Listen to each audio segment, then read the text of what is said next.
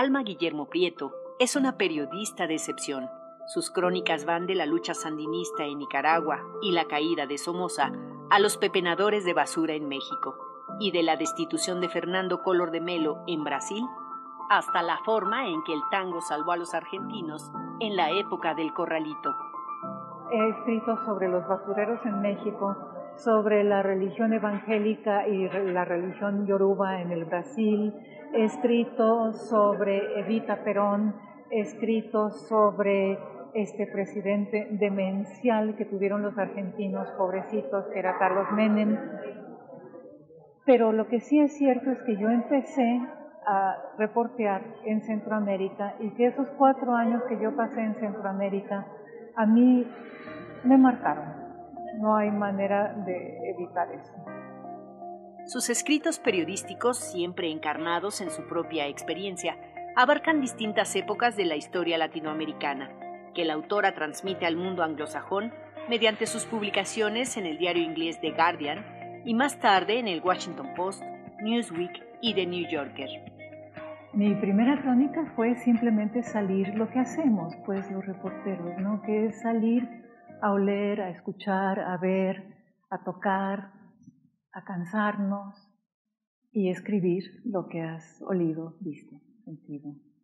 Y que los lectores puedan a través tuyo oler y sentir y ver y escuchar lo mismo. Con una escritura clara, rotunda y comprometida, Alma Guillermo Prieto representa los mejores valores del periodismo en la sociedad contemporánea.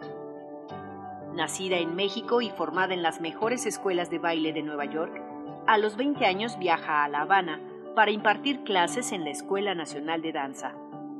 La confrontación con el régimen castrista y el idealismo del pueblo cubano la obligan a iniciar un viaje que no termina y que tiene como objeto reconstruir una época marcada por el binomio con que seguimos definiendo nuestro continente, el camino que va de la desolación a la esperanza. Tener con nosotros a la mayor cronista mexicana, a una cronista de excepción que ha escrito América Latina como no la ha escrito nadie. Si no fuera por sus crónicas de los 80, los 90 y las más recientes sobre los años 2000, el mundo anglosajón no habría sabido cómo son los países que nos constituyen como continente, pero nosotros no habríamos sabido tampoco cómo hemos evolucionado, en qué aspectos seguimos siendo los mismos. Hay algo que se atora y que es recurrente en los países latinoamericanos y que es esa desolación, esa pobreza, esa violencia de la que hablan tus crónicas, pero también está el otro aspecto, el aspecto de la esperanza que parece no morir nunca y otro más que tiene que ver con una forma de humor que la propia Alma ha dicho en alguno de sus prólogos, es difícil de traducir al español porque ella escribe originalmente en inglés. Escribió desde el principio para The Washington Post, el New Yorker, The Guardian, el New York Review of Books. Ahora la tenemos aquí y tenemos una enorme oportunidad de conversar sobre este recorrido, aunque sea brevemente, por la crónica. Yo les pido un fuerte aplauso para Alma, por favor.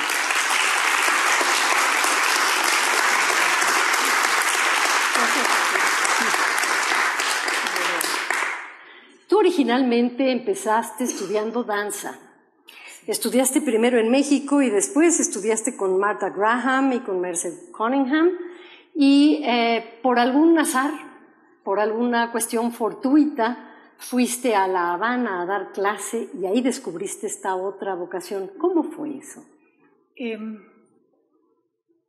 A ver, ese viaje a La Habana que cambió mi vida no fue un viaje de descubrimiento tanto como de descubrimiento. Todo lo que yo pensaba que valía la pena en el mundo, me dijeron en La Habana que no era importante. El arte, la danza en particular, que era un modo frívolo. Pero para echar para atrás un poquito, yo voy a La Habana porque estaba bailando con Twyla Tharp, que era una coreógrafa en ese momento casi desconocida, pero obviamente tremendamente talentosa. Y para todos los que amábamos la danza, pues bailar con ella era un sueño. Y yo bailé con ella a lo largo de un año, año y medio, pero nunca formé parte de la compañía principal. Entonces, cuando ella me dice que no voy a formar parte de la compañía principal, que son de los grandes golpes que le pueden dar en la vida a alguien que aspira a ser artista, acepté esta oferta de Merce Cunningham de ir a La Habana a dar clases allá. Entonces, como fue un viaje por despecho, no tenía yo idea de lo que me esperaba, ni de a lo que iba, ni cómo era esa revolución. Y fue como una especie de torniquete en dos sentidos, ¿no? Por un lado, la danza bajo ataque constante, los bailarines, hombres bajo ataque constante por su sexualidad. Estaba todavía muy fresca la época de los campos de concentración para los homosexuales. El arte como siempre una actividad bajo sospecha. Entonces eso fue tremendo. Y al mismo tiempo una experiencia de colectividad, de solidaridad, de euforia, esa euforia que solo puede dar estar en un grupo muy grande de gentes gritando, viva la revolución, viva Fidel, comandante en jefe, ordene, esa sensación de que hay algo mucho más grande que uno por el cual vale la pena vivir y morir. Fue realmente un encuentro de dos cosas imposibles y me llevó a renunciar a la danza y eventualmente a encontrar algo que pues me requería tanto esfuerzo como la danza. Yo recuerdo en La Habana, en el espejo, precisamente de una escena en la que te refieres al hecho de que en el salón no había espejos. Y cuando tú hablaste con la directora de la academia, la directora te dijo con la mayor naturalidad, pues es que eso es frívolo, eso fomenta la vanidad y además es un objeto burgués, ¿no? Pero, ¿sabes en realidad qué era lo que pasaba? Que no había espejos. Claro. Entonces, toda esa justificación supra era para no tener que decir somos pobres y no hay espejos. Y este gobierno no nos hace caso. Entonces todo era una faramalla así de no hay espejos porque son contrarrevolucionarios, son burgueses. ¡Wow! Y yo me la creía. Hay cosas que uno entiende, sobre todo en la juventud, hay cosas que uno entiende años después. Uno entiende años después por qué se dedica a lo que se dedica, ¿no? Porque más que una profesión es una forma de ver la vida. ¿Cuándo decidiste que escribirías tu primera crónica y qué te llevó a escribirla? Los accidentes que han gobernado mi vida. El accidente de que alguien me regalara una televisión justo en el momento en que se iniciaba la insurrección del sandinismo, jefeada, digamos, por el Frente Sandinista de Liberación Nacional.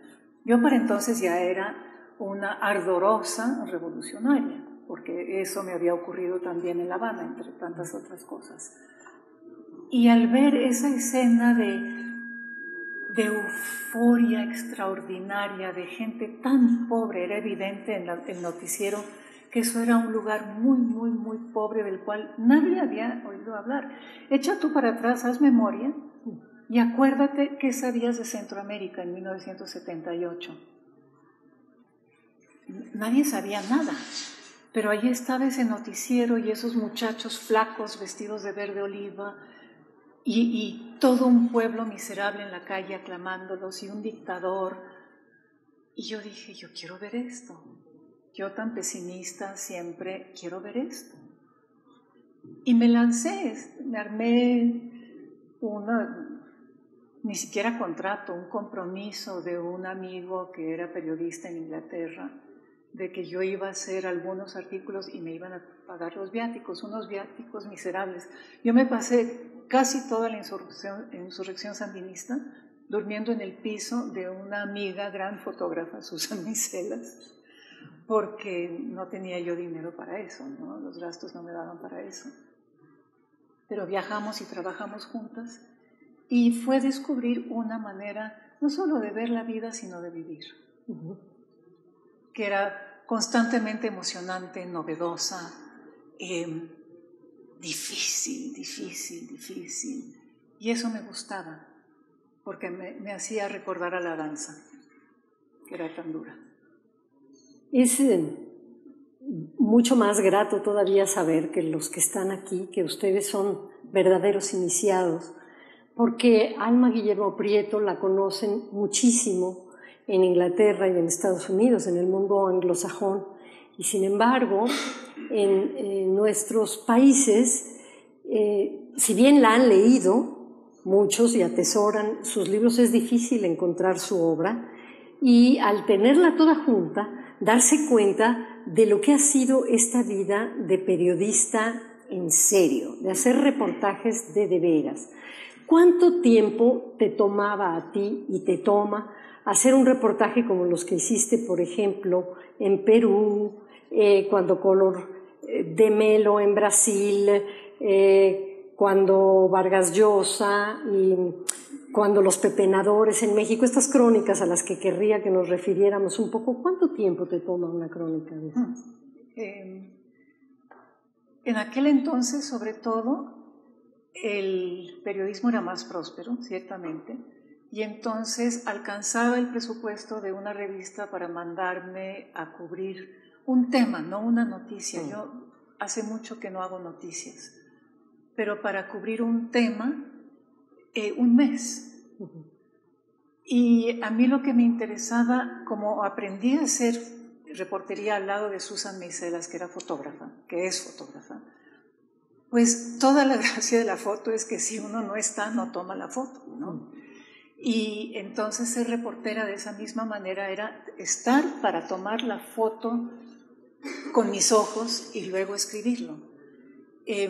Entonces me demoraba yo mucho, claro, porque tenía que ir a un basurero y luego a otro basurero y luego volver al mismo basurero y luego encontrar el tercer basurero y contrastarlos y buscar a los encargados de la basura en la Ciudad de México y subirme a un camión recolector de basura e ir recolectando la basura con ellos, y luego con el que recogía la basura de casa en casa allá por Contreras e irme a recoger basura con él. Entonces eso demora, sí.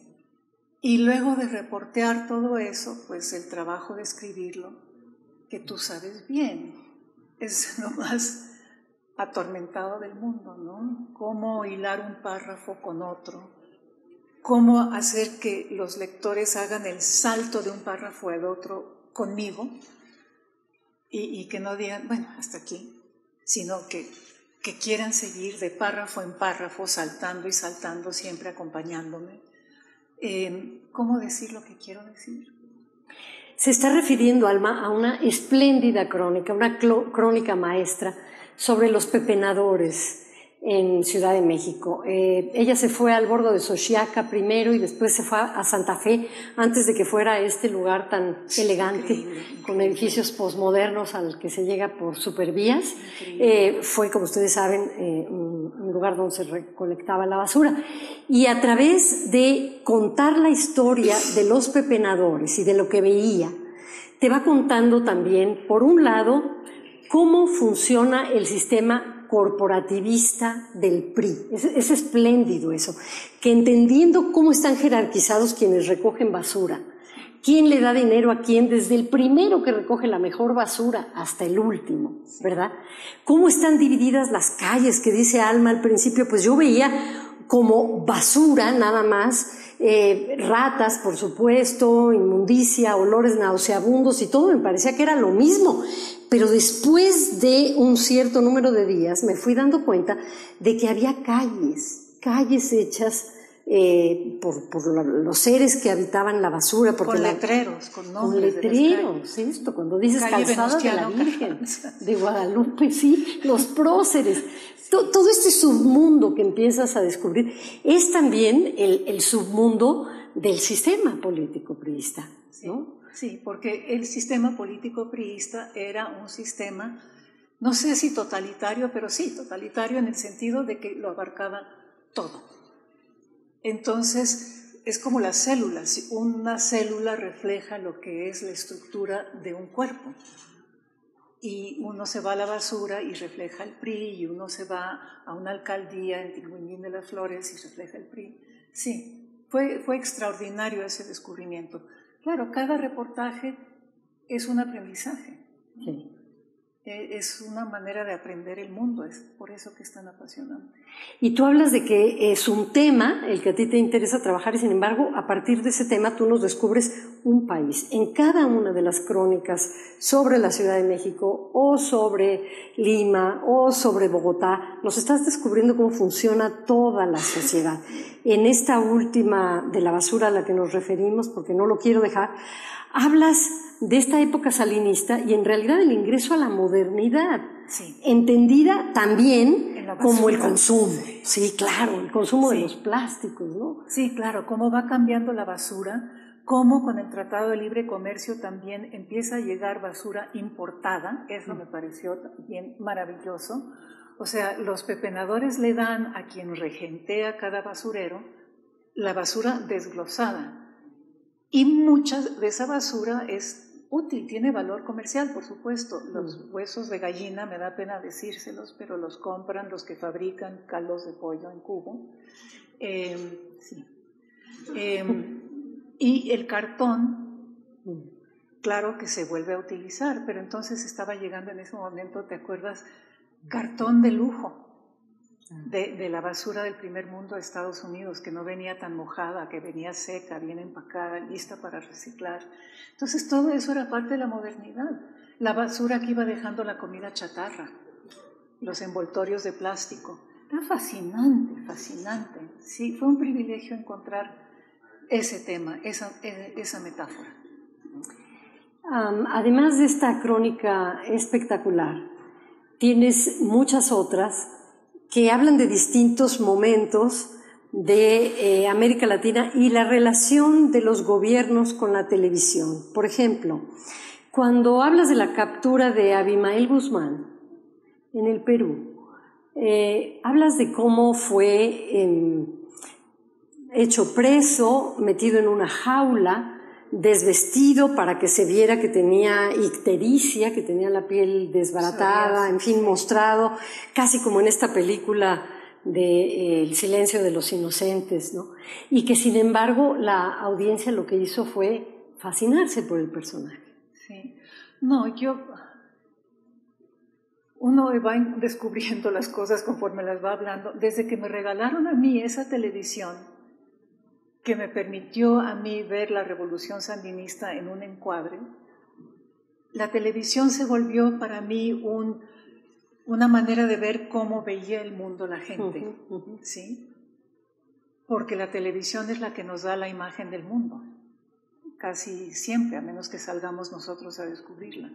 Entonces, creo que en casi todos mis relatos hay gente que se sienta a ver la televisión y a entender el mundo a través de ese momento.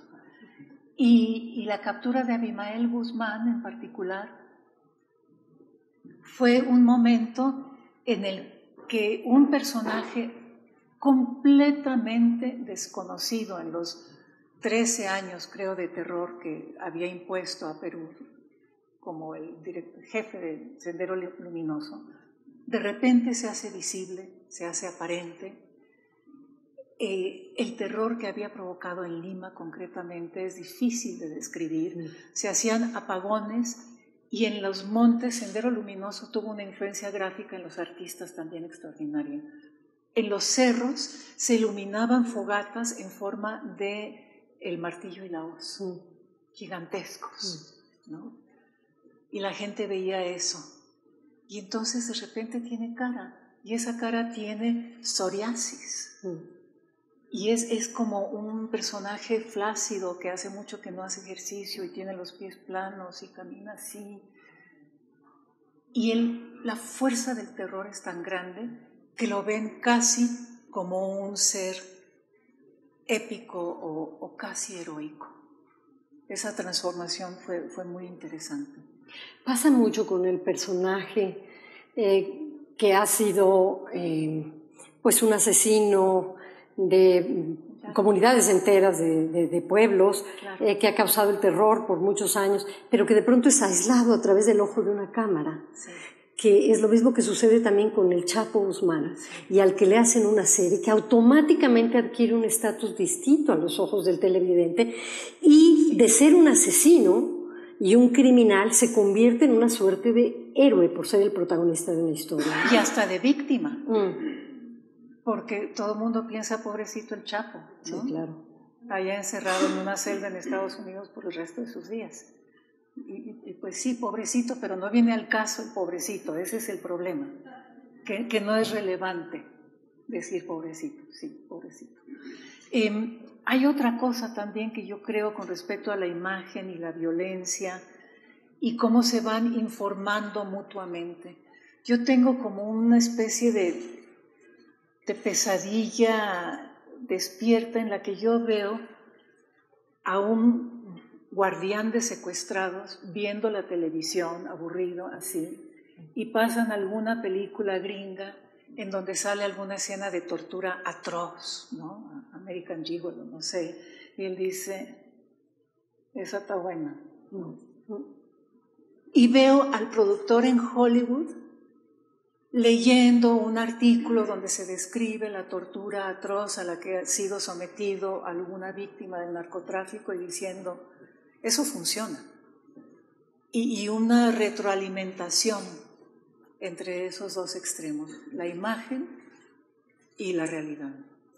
Pero como parecen ser incompatibles estas lecturas con la realidad, el seguir leyendo la crónica escrita te da una verdadera dimensión, o por lo menos una dimensión sí, más cercana al sí, mundo real que la que te puede dar la televisión y el Internet, ¿no? Sobre todo que te da la necesidad de ir tú digiriendo la información, pensando, criticando, opinando. Cosa que la imagen transmitida no necesariamente o muy pocas veces te da. Lo que tú percibes con el ojo es con lo que te quedas. Y eso ha sido uno de los grandes peligros, ¿no? de la cultura televisiva de toda América Latina, no solo de Televisa, de toda América Latina.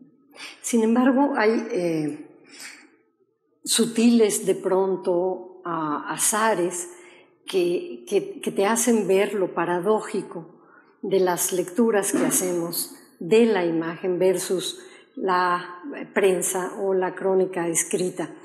En el caso de Color de Melo y Brasil y las grandes telenovelas que produce Globo, sucede que lo que se puede decir en la televisión, en la telenovela, no es lo que se puede decir en la calle. Claro. Que la gente está no solo fascinada con la historia de la telenovela, sino que la telenovela está dictando lo que está ocurriendo. ¿Cómo fue ese proceso de destitución de Color? Bueno, primero es interesantísimo pensar ahora en Color de Melo y cómo lo echaron a este presidente que era el más gandalla pues, que ha habido. Y comparar con lo que está haciendo una telenovela actualmente en el Brasil, que es una telenovela que en gran parte ha sido responsable del sentimiento en contra de Lula y en contra de Dilma Rousseff, ¿no? La destituida por algo que equivale a un golpe de Estado. ¿Qué pasa en el momento de los inicios de la democracia brasileña en 1992, por ahí así? Eligen a este personaje porque, siendo como son brasileños, les fascina cómo se viste. Tipo es guapo, delgado, trajes blancos, ¿no? De punta en blanco, acá tiene a la esposa guapa, es de un estado que tiene playa. Entonces dicen, uy, qué lindo mi niño, y votan. Y de repente empieza el despojo de Brasil sistemático. Y las telenovelas en ese momento también están disfrutando de que se levanta la censura, los largos años de dictadura militar y censura militar.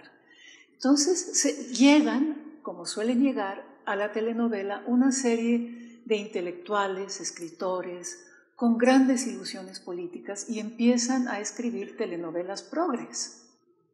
Telenovelas progres en las que la gente sale a la calle a protestar por un mal gobierno y logran destituir a ese mal gobierno.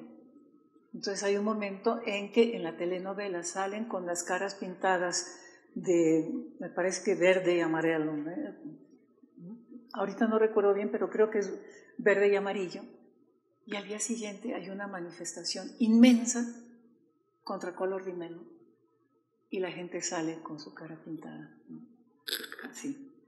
Entonces ahí hubo un momento realmente de intercambio muy fructífero entre los sueños de la realidad que proponían los autores de las telenovelas. Globo, una productora que tenía cantidades de dinero, y las ilusiones de los jóvenes, principalmente. Y sí, una frase que me dijo, que sí quiero recordar porque es maravillosa, el productor de telenovelas en chefão de Globo, me dijo en la entrevista, fue genial porque yo era una pobre imbécil que llegaba ahí con mi cuaderno y había un partido que a él le interesaba mucho ver, no sé si era Botafogo contra Flamengo, lo que sea. Entonces yo estaba sentadita así con mi cuaderno y él estaba sentado en su escritor con su puro acá, viendo la pantalla, ¿no? Y de repente volteaba y escuchaba alguna pregunta que yo hacía y como que me contestaba y seguía viendo su partido. Entonces, lo que me dijo fue tan genial. Dijo, ustedes los mexicanos, cuando quieren producir emoción en una telenovela, lloran. Nosotros, cuando queremos producir emoción, gastamos dinero. Claro. Y ya está, ¿no? Porque efectivamente las telenovelas brasileñas tienen unos niveles de producción, unos presupuestos. Porque no estemos un público, dijo, tenemos un público de 100 o de 180 millones de brasileños, y 180 millones de brasileños es mucha plata. ¿Cómo supiste cuando estabas en Brasil? Has estado muchas veces, como bailarina también has hecho estudios sobre la danza, sobre la samba y el carnaval, y en distintos momentos, pero ¿cómo supiste en este concreto que lo que tenías que ver era la televisión? Además de entrevistar a tus personajes, ¿cómo preparas? ¿Cómo sabes dónde está lo importante? Por intuición, pues. Por angustia, ¿no? Todas las mañanas me despierto y digo, ¿qué es lo que me toca en estos 30 días que tengo, que ya son 27, que ya son 24, que ya son 19? ¿Qué es lo que puedo hacer como las hormiguitas si compro pan se me acaban? ¿Qué es en lo que voy a invertir mi tiempo hoy para iluminar este país, para iluminar esta historia?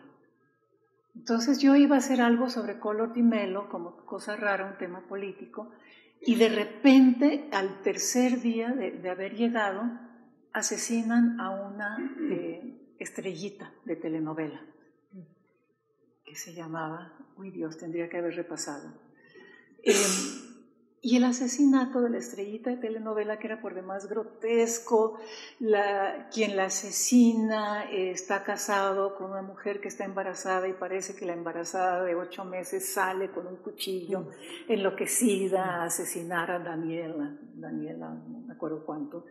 Era grotesco a más no poder. Y lo increíble es que en el momento culminante de la destitución de Color Di Melo, cuando ya han pasado las manifestaciones, etc., lo que la gente lee era fantástico. Uno iba a la playa, todo el mundo iba con su Globo, un jornal, JB dominical, tiraba la primera página donde venía toda la noticia política, la primera sección, se quedaba con la sección de espectáculos y se sentaba a leer feliz, ¿no? Entonces también eso era muy interesante, la particular fijación brasileña con la imagen, con el relato, con la vestimenta. y con lo que tenía de escandaloso también Collor di Mello, ¿no? Que le gustaban los supositorios de cocaína. Cosas que uno no hubiera querido saber nunca salían en medio de todo esto. Y todo se convirtió en un solo mundo, el de la telenovela, el escándalo del asesinato, la protesta de la telenovela y lo telenovelesco de la destitución de Collor di Mello. Todo era una sola cosa. Entonces uno tiene que estar como atento a cuál es el fragmento de mundo, ¿no? ¿Cuál es la nota? ¿Cuál es el universo que me toca ver? Si vas buscando la nota, ya estás perdido. De pronto estás en Brasil, me quiero detener otra vez allí en otra crónica, y es imposible no ver todos los templos, los nuevos templos que además nos han llegado hasta acá, los hemos importado, ¿no? Los brasileños. Los templos brasileños, cristianos. Sí. La sala, el Teatro Silvia Pinal, y luego en Revolución hay un enorme edificio también que se han convertido en estos templos. Incluso hay un canal de televisión que transmite estos programas que se llama Pare de Sufrir en la noche, y cada vez tienen más adeptos, y entonces uno piensa, ¿qué pasa, no? ¿Por qué en tantos estados de México, por qué en Brasil, allá sobre todo, las religiones que tienen que ver con ese origen afro, pero también las religiones católicas, y en el nuestro la enorme devoción católica y guadalupana, se ha ido transmutando, y por qué tienen tantos adeptos? Yo siempre lo había visto con la ceja levantada, todo esto, siempre me había parecido nefasto, un acto de involución clarísimo, pero tú lo interpretas de un modo distinto. ¿Cómo fue tu experiencia? Pero antes una pregunta, ¿no era que la Arena México se convirtió en un templo evangélico gigantesco? Sí, también, ¿no? Claro, es que cuando estás en la onda de un artículo, todo se vuelve metáfora de sí mismo, ¿no? O sea, la lucha libre pasa a ser el evangelismo, es bonito eso. No, sí. Yo también era así como muy de ceja levantada con el evangelismo, pero me di cuenta de que la gente no es tonta nunca, y que si se va sumando cada vez más a las iglesias evangélicas es porque le funciona. ¿Y qué es lo que le funciona? Les resuelve la vida dentro del capitalismo moderno, cosa que el catolicismo no hace, ¿sí? ¿Qué hace el evangelismo? No entiendo yo bien cómo ni por qué. Los hombres dejan de beber. Se les dice que pegarle a la mujer no está bien, que pegarle a los niños está prohibidísimo, que deben las mujeres de dejar de usar chicles y brasieres con la lonja de fuera y vestirse modestamente. Entonces los hombres empiezan a ser menos celosos, y entonces menos celos, le pegan menos a la mujer, beben menos porque están sintiéndose mal, porque son pegadores. No sé cómo sucede, pero hay todo un ciclo de vida doméstica imposible que se rompe. Y también al dejar de beber, al llevar una vida más ordenada, empiezan a llegar puntuales al trabajo, conservan el trabajo porque no se gastaron la quincena en quién sabe qué parranda, al grado que en los anuncios de clasificados, cuando yo estaba allá, siempre se solicitaba empregado cristiano. Ya como cosa segura. Y pues las religiones afro, que es una pachanga maravillosa, pues no sirven para eso, ¿no? Son lo mejor para mí. Son vestirse de disque prostituta, una prostituta como el siglo XIX, más o menos, ¿no? Una flor, decentísima, una falda de holanes larga, y la flor y la boca roja, y salir a bailar y encarnar una prostituta que vuelve, ¿no? Pomba gira y nos habita, padrísimo, pero no sirve para la vida moderna. Tú, que has estado en tantas de estas ceremonias, ¿has vivido alguna experiencia en la que sientas que realmente lograste sacar algo que el mundo de la lógica y del trabajo este mundo ordenado en el que vivimos no te permitía? Yo no, porque siempre he ido en mi calidad de observadora, pero yo creo que hay muchas cosas religiosas que te dan esa experiencia. Todas las iglesias afroamericanas en Estados Unidos, ¿no? Y ahí sí, uno se pone a cantar con ellos y es maravilloso, sí, esa catarsis es muy particular porque es, como me dijo en Colombia una mujer que ha sido víctima de las atrocidades más espantosas, poder entregarle a Dios toda nuestra pena es lo único que me salva.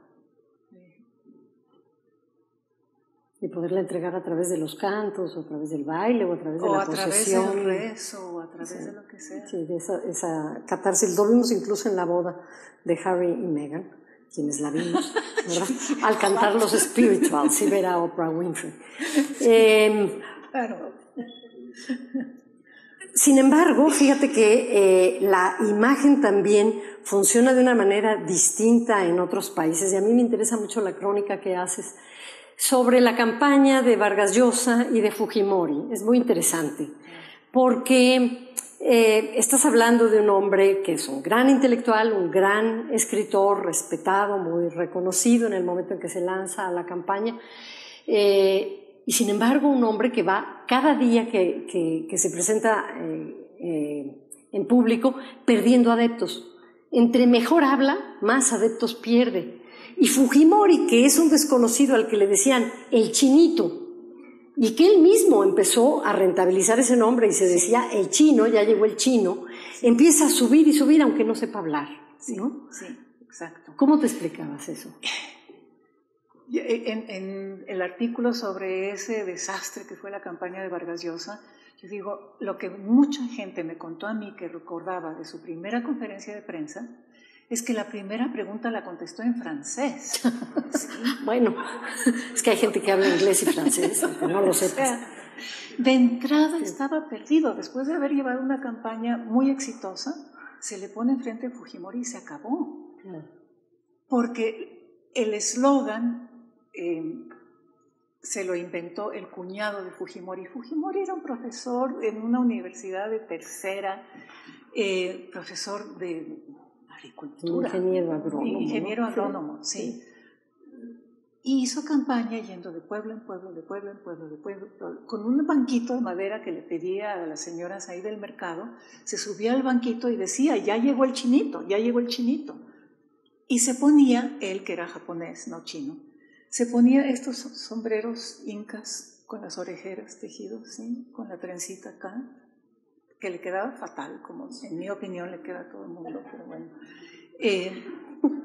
Y el eslogan era, vota, hablando de tú y no de usted, vota por Fujimori, un presidente como tú. Claro. Ese era todo el secreto. Y ese eslogan se lo inventó su cuñado, porque no tenía de dónde sacar un jefe de campaña, y su cuñado, que era un señor de traje sastre, café, como ya brillosito, o sea, un personaje como tú, como yo, como nosotros, me dijo, es que lo que pasa es que la gente de Vargas Llosa no sabe hacer cuentas, nosotros sí. ¿Qué hay más en el Perú? ¿Ricos o pobres? Claro. Claro. Hasta ahí, ¿no? Poder ver, simplemente, ¿no? Era un ejercicio tan simple y tan complejo como ese. Vargas Llosa pensaba que lo importante de su campaña y de su presidencia es que él era Vargas Llosa. Claro. Sí. Y eso no era lo más importante.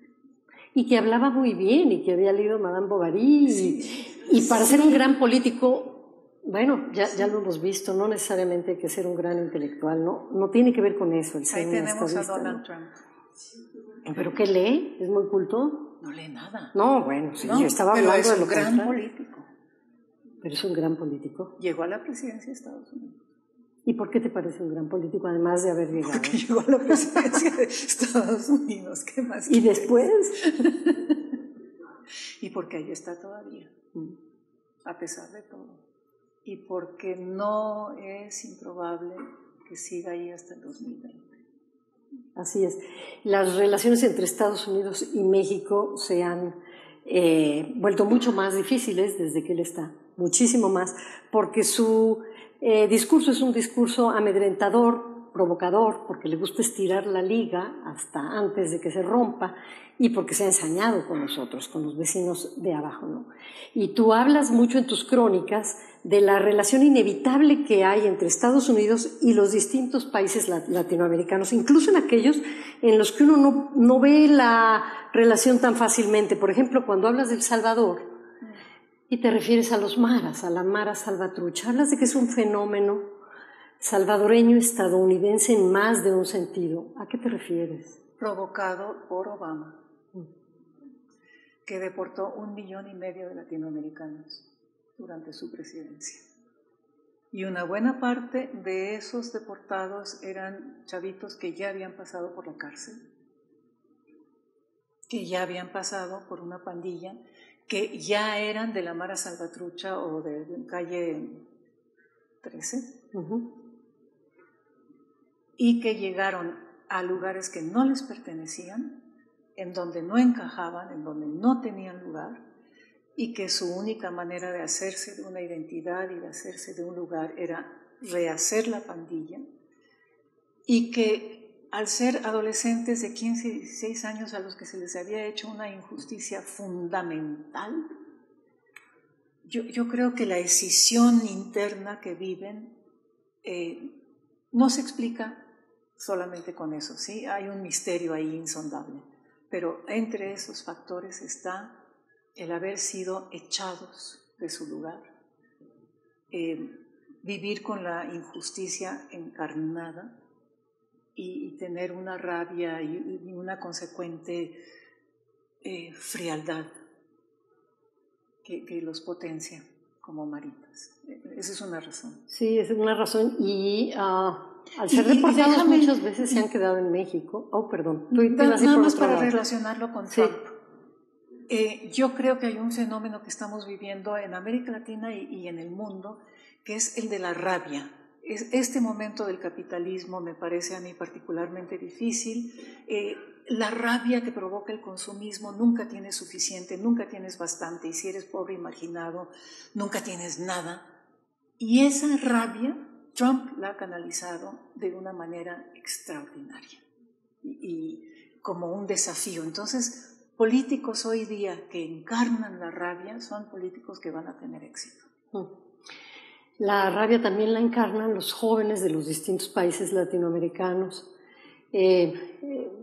Guatemala, El Salvador, Venezuela y México. México con el narcotráfico, México reclutando a todos estos chavitos que no tienen un destino promisorio, por decirlo menos, que no tienen ningún tipo de futuro y que entonces son cooptados por estos grupos que les prometen un sueldo que no van a ganar de otra manera y que les ofrecen la posibilidad de comprar cosas de marca, que es donde han puesto sus valores, en este capitalismo feroz donde lo que importa es lo que traes, lo que luces, cómo te presentas y que esto sea lo que la mercadotecnia te ofrece, ¿no? Sí. ¿Hay alguna manera de romper este ciclo? No sé. Yo no sé. Yo me dedico a reportear y a ver y a desesperarme. La receta no la encuentro, te lo juro. Hablando de religiones, es interesante ver cómo esta desesperación, esta rabia, esta frustración y esta certeza de los jóvenes de que se van a morir, de lo que hablábamos hace rato, pero de que vale la pena morir si por una vez en tu vida vas a tener unos tenis que apantallan, ha dado lugar también dentro de todo ese amplio fenómeno de la narcocultura a la Santa Muerte. A estas otras religiones, que son un poco las religiones del nihilismo y la esperanza en una especie de competencia constante, ¿no? No sé con qué se rompe ese ciclo. Creo que es bueno reconocer que no es solamente la injusticia la que produce a estos muchachos, sino también el deseo desatado por bienes de consumo. Finalmente lo que se les paga no es mucho, ¿no? Si tú te pones a investigar cuánto por un muerto, pues no sé, en un mal día pueden ser 300 pesos, en un buen día 1,500, pero no es el dinero tan importante así. Son los privilegios, por eso me parece tan importante a mí Javier Valdés como cronista, fíjate.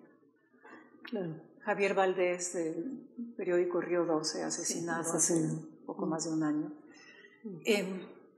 Porque él se mete, puede tener fallas su literatura, pero no tiene fallas ni su corazón ni el mundo que reportea. Él entiende a esos chavos y los va siguiendo, y los va retratando y perfilando su extrema vulnerabilidad en un mundo al que no pueden entender y al que no pueden acceder.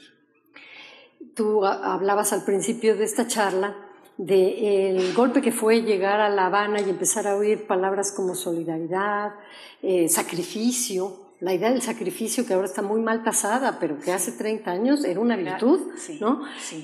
Poderte privar de cosas, sí. O esperar para poder entonces tener una meta, un destino mejor, todo esto, por lo que también se moría y que podía parecer muy absurdo. Pero fíjate qué largo viaje hay de entonces a ahora que se muere por, yo qué sé, el par de tenis Nike y la chamarra de moda, ¿no? Sí. El proceso parece ser el mismo. Pero la meta o el valor por el que estás muriendo, no. Y también se trata de adolescentes. No, claro. Y tú estuviste metida entre los ejércitos de chavitos adolescentes, ¿no? Reclutados en Centroamérica, y te quedaste allí pues tiempo suficiente como para poder escribir las crónicas que escribiste sobre El Salvador. ¿Tú hacías de alguna manera lo que hacen los psicoanalistas? Es decir, ¿te curas de algún modo de eso después? No. ¿Cómo haces para poder sobrevivir tanto dolor? No sé. ¿Sobrevives y ya? Pues todo el mundo sobrevive ya, ¿no? Sí, me imagino que sí. Que a lo mejor escribir la siguiente crónica en la que siempre hay algo, siempre, una nota de esperanza, por terribles que sean tus crónicas, siempre hay algo que a mí me llama la atención, que es ese sentido de esperanza que no necesariamente viene de ti, que viene de la gente a la que estás reporteando, del mundo que descubriste, pero que también viene de un guiño irónico, y esto sí tiene que ver ya contigo directamente, que es el estilo. Y yo creo que eso es porque vienes de la escritura en inglés, porque en inglés la ironía es todo, ¿no? La ironía es, sí, el vocabulario, sí. Y eso es difícil a la hora de hacer la traducción de mis textos, ¿sabes? Y entonces quedan un poco pesados siempre, siento yo, porque pierden como la malicia, ¿sí? Yo creo que yo soy una escritora maliciosa, irónica, sí, compinche de los lectores,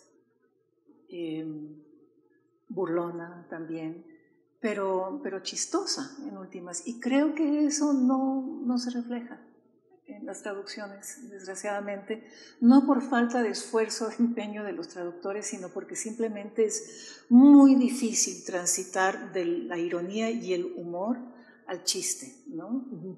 Que es lo que en español se da más. Sí, a mí me da mucho alivio poder, porque yo reporteo sola, yo he descubierto que si uno va con Susan Meiselas incluso, a hacer algún reportaje y el mundo que se encuentra uno es tan difícil. Entonces la tendencia humana natural es refugiarse en lo que uno conoce, que es la persona con quien va, que viene del mismo mundo que uno. Entonces yo voy siempre sola, para sentirme obligada realmente a no tener refugio. Y lo que me salva durante todas esas jornadas es que yo me voy contando el relato todo el tiempo y guardando las cosas chistosas como para contárselas a mis amigos después, cuando regreso. Y ese es el humorcito, yo creo, que informa mis artículos. ¿No te ha dado miedo nunca? hacer estas crónicas. No, sí, cómo no. Para mí leerlas, a mí me da miedo leerlas.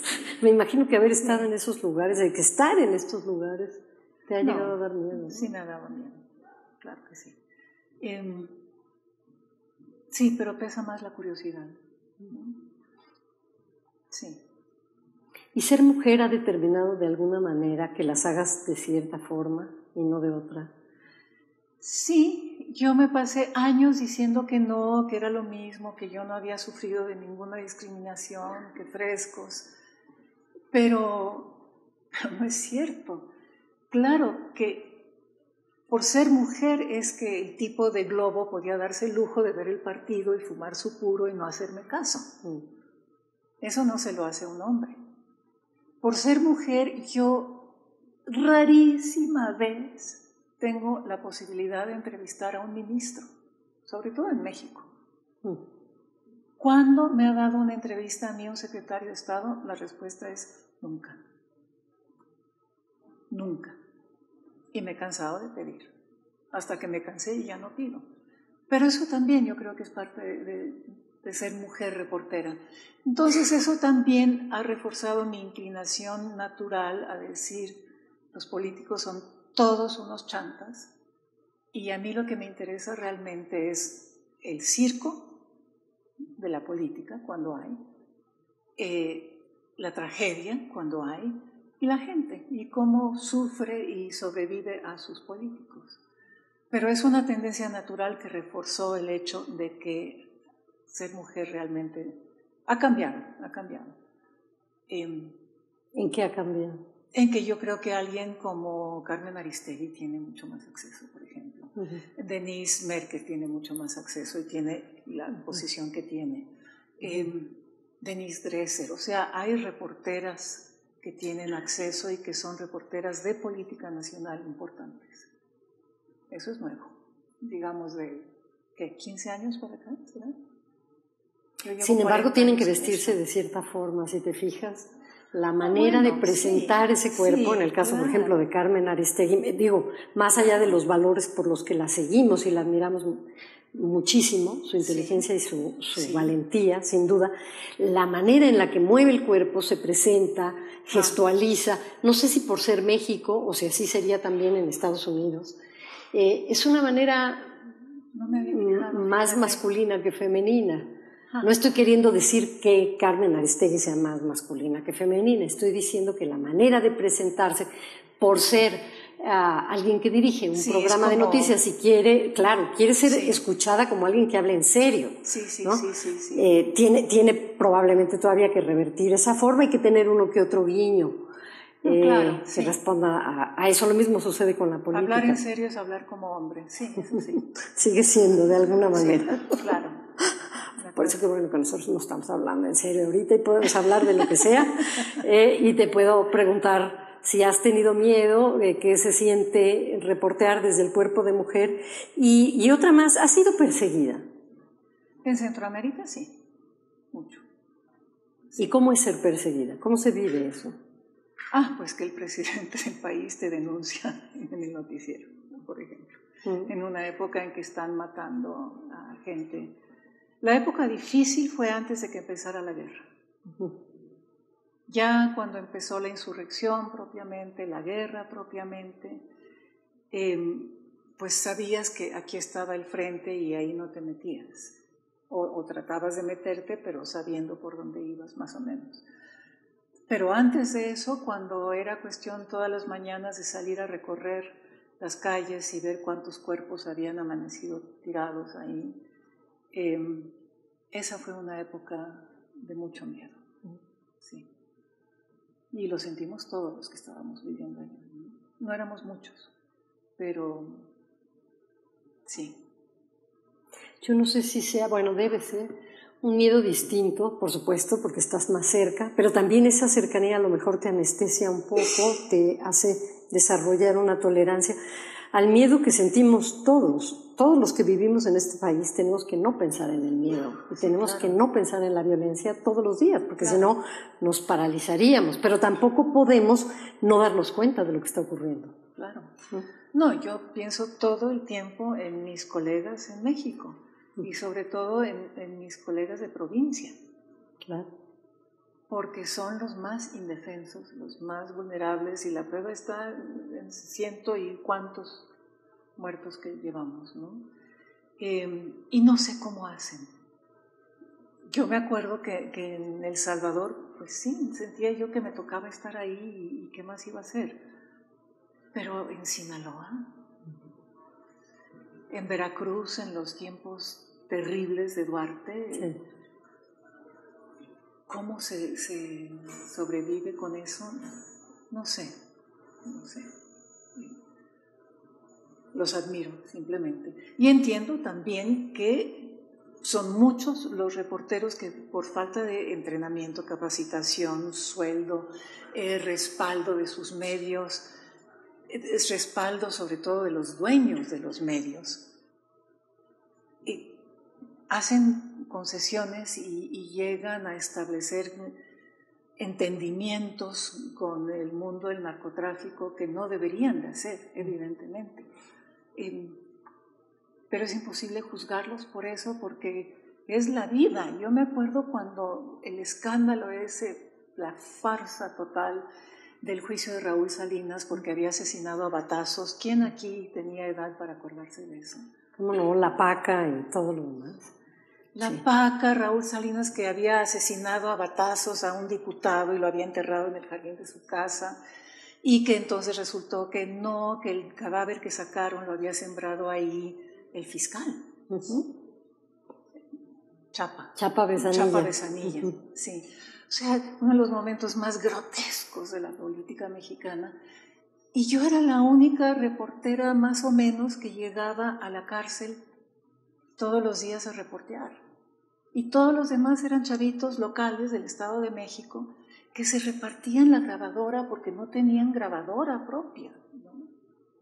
Entonces, esas condiciones de trabajo que les imponen los dueños de los medios, a mí me parecen tan lamentables y el miedo que le impone el narcotráfico a cualquier candidato a alcalde en México hoy día y a cualquier reportero en un lugar pequeño, es difícil. Hay una serie de reglas para hacer un buen reportaje, para hacer una crónica, para hacer un perfil, como las hay para escribir sobre cualquier género literario, ¿no? Que muchas veces los periodistas pasan por alto y que parece que la circunstancia también a veces propicia que se pasen por alto, porque tú te acabas de referir a un momento que fue emblemático en el periodismo de este país, el momento en el que pareció que ya la verdad no estaba por ningún lado y que entonces había que acudir a los recursos de la literatura, del gore, de preferencia, del thriller, de la caricatura, para narrar un acontecimiento político, ¿no? Y lo periodístico y lo político y la nota roja se fundieron en un solo instante, porque yo me acuerdo que así como se designó a una pitonisa, a la vidente, que era la Paca, a través de un fiscal, que era Chapa Besanilla, en un programa de noticias del Canal 13, Sergio Vique invitó a la Paca. La Paca nos echó unas cuantas maldiciones. Y al día siguiente, el propio reportero, y estamos hablando de un programa de noticias, hizo una limpia para todo el auditorio en la televisión, ¿no? Y nosotros estábamos esperanzados en descubrir qué había pasado con el asesinato de Manuel Muñoz Rocha, y no se le ocurrió mejor cosa a quien se le ocurrió que hacer una telenovela que se llamaba Nada Personal, y un poco a la manera de Globo, reproducir la vida política del país. Sí, reproducir también oscureciendo, ¿no? Porque todo, entonces si ya lo era, se volvió más todavía el país de lo insinuado, del codazo, del cinismo como manera de estar más pegado a la verdad. Sí, fue un momento realmente clave. Esa crónica yo la escribí como si fuera un gran guiñón, ¿no? Una farsa absoluta, porque no podía creer nada de lo que estaba pasando, hasta que mis mejores amigos, entre los cuales había unos ingleses absolutamente sensatos, creyeran a pie juntillas que Raúl Salinas había asesinado a batazos a Manuel Muñoz Rocha. Qué momento más axial. Probablemente solo posible en América Latina, ¿no? Imposible en otros que mundos. También por eso nos gusta, debo de decir, sí. ¿No? Yo no me voy de acá porque ¿en dónde cuentan mejores historias? En ningún otro lugar. Bueno, de hecho, todas tus crónicas confunden el relato, la narrativa, con la crónica pura y dura, con el hecho real. Se lee como narrativa, eso es algo fantástico, porque es una gran escritora, pero también porque siempre dejas esa nota de esperanza al final. Por ejemplo, una de las crónicas que está aquí, en este libro que se llama Los placeres y los días, habla sobre el tango, tan gozosa crónica, tú que vienes del baile, en la que cuentas cómo los argentinos reinventan el tango para soportar la época del corralito. Para los tiempos difíciles. Sí, a mí me gusta mucho escribir sobre música, danza, porque y religión son las maneras que nos salvan, ¿no? Son formas completamente aideológicas, digamos, de recuperar lo que somos como seres humanos y perdernos un poco en esa maravilla que es el movimiento y que es el placer ondulante de la música. Y en el caso del tango, bueno, yo me pasé el mejor mes como reportera de mi vida en Buenos Aires, en una crisis económica realmente terrible. Fue el momento en que en Buenos Aires por primera vez hubo pepenadores.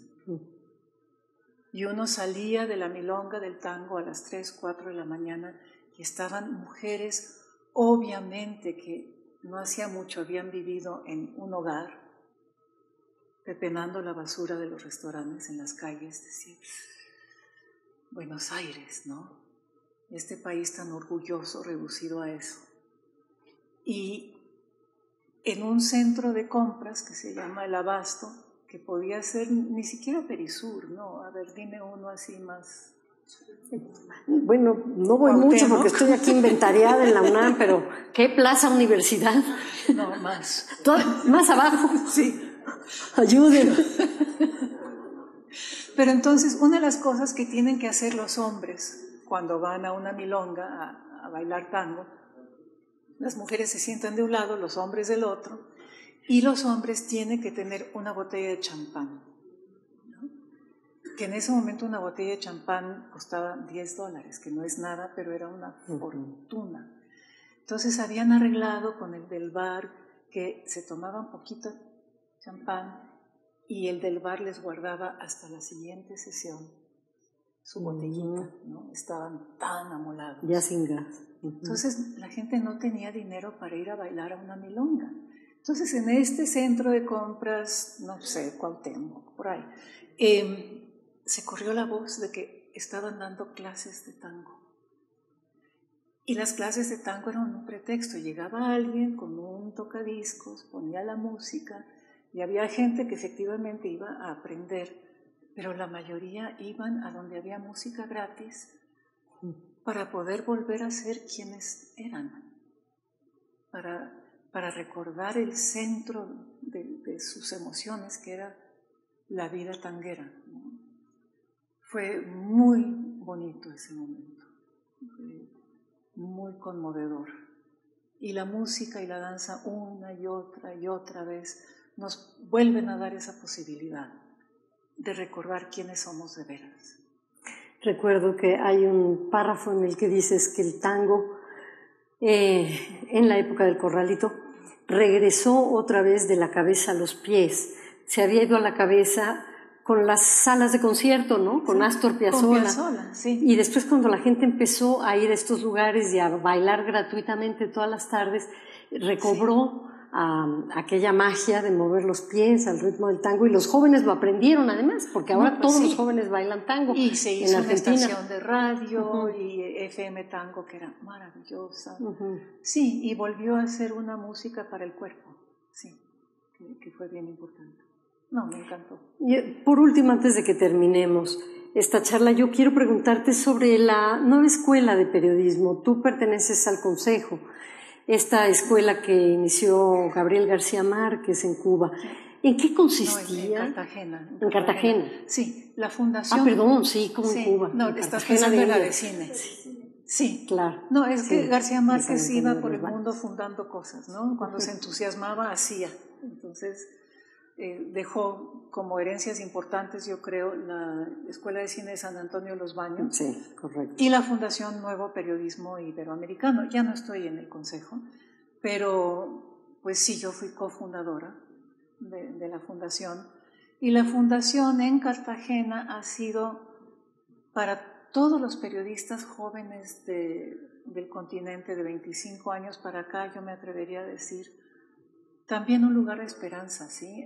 El periodismo pasa por una etapa complicada, todo el mundo lo sabe, y la posibilidad de tener talleres no es una escuela, es una fundación donde los periodistas viejos como yo vamos a dar talleres, a compartir nuestra experiencia con colegas jóvenes. Y el solo hecho de que se junten 12 periodistas jóvenes de todas partes de América Latina y descubran que tienen problemas en común y se puedan ir de farra juntos y emborracharse juntos una noche y celebrar y bailar, porque en Cartagena pues se baila, y discutir sobre el periodismo y sobre las obligaciones de los reporteros, es bien importante. Lleva ya 23 años y es un centro de pensamiento y de solidaridad, diría yo. Sí, muy chévere. Y bueno, no sé si proliferado es la palabra adecuada, pero han crecido por lo menos estas escuelas de periodismo y los talleres de crónica. A los jóvenes les interesa muchísimo la crónica.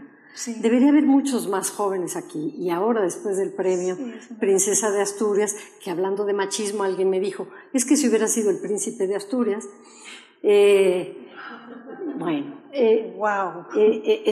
estarían aquí, ¿no?, escuchándote, porque cada vez que se abren talleres de crónica, y sobre todo crónica que tiene que ver con lo cotidiano, con lo que los rodea, con el cuerpo, hay un enorme interés por escribir sobre el cuerpo y cómo todos somos sobrevivientes a nuestro cuerpo. Bueno, todo esto se ha multiplicado. Y también lo que te comentaba hace rato, yo veo que la gente en los aviones lee la crónica que viene en la revista. ¿Por qué crees tú que es este auge de la crónica, que hay antologías sobre crónica, que hay un interés por eso? Ya. Antes una pequeña aclaración. El premio se llamó Príncipe de Asturias, mientras el hoy rey... Claro, Felipe, era príncipe, claro. Era príncipe. Claro, por eso me dio risa el comentario. Accedió al trono y la hija, claro, porque estamos mal que vienen tiempos diferentes, se cambió la ley para que la hija, que es mujer, niña, pueda ser reina, claro, que no estaba permitido. Entonces ahora, como ella es la heredera al trono, es princesa de Asturias. Sí, pero a la persona que me lo comentó le parecía que tenía más caché cuando se llamaba príncipe de Asturias. Qué difícil. ¿Por qué leer crónica? ¿Por qué ese interés? Yo creo que la lectura es un espacio de silencio y vivimos en un mundo extraordinariamente ruidoso. Entonces, cuando uno ve a los jóvenes leyendo en el metrobús, que es diferente a ir con el celular, que es una manera de generar ruido interno mental también, y cosas muy valiosas. Pero la lectura es ese espacio de silencio en el cual realmente puedes entender lentamente. Y creo que eso llama mucho la atención. Y al mismo tiempo, tener la posibilidad de acceder a este mundo tan complicado, tan muchas veces difícil, tan amedrentador, a través de esa lectura lenta, esa comprensión lenta, también es una manera de tener esperanza. La lectura es una manera de tener esperanza. Bueno, con esa frase maravillosa quisiera que cerráramos. Te damos las gracias por estar aquí en la UNAM, por el programa Pensadores Contemporáneos, por compartir este espacio con ustedes. Muchas gracias. Gracias Alma Guillermo Prieto. Por la invitación. Muchas gracias a ustedes también.